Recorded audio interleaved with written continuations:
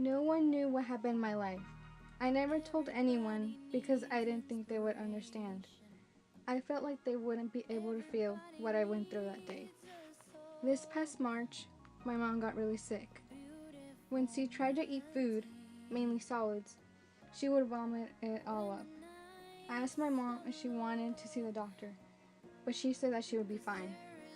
A few days later, she decided to go to the doctor. They tested her blood to see why she had stomach pain and was vomiting. The blood results were taking forever to come back, which made me worried. 5 years earlier, my mom had gotten so sick, she almost died, and I didn't know if I could deal with that again. I was with my mom in the room, waiting for the results. All I could think about was that hopefully it wasn't anything bad. While I was thinking, I started to cry. When my mom saw me, she asked, "¿Por qué lloras, mija? Why are you crying?" I told her that I didn't want anything bad to happen to her.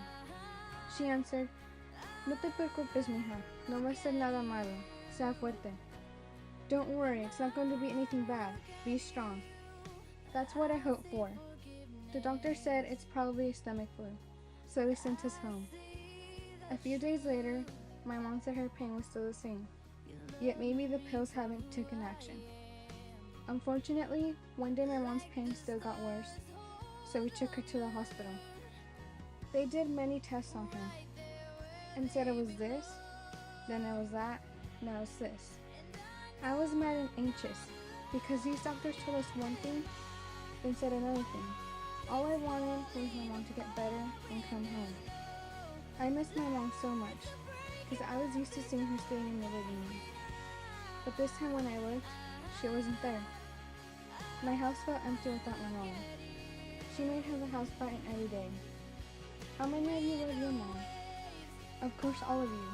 Not knowing when my mom was coming home was impatient and sad.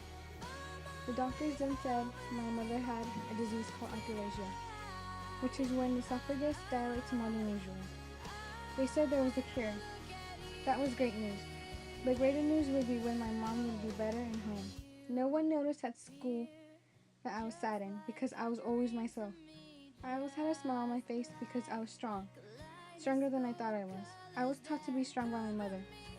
She showed when life gets rough, you just have to be strong and show life you won't be defeated. That's why I believe in strength.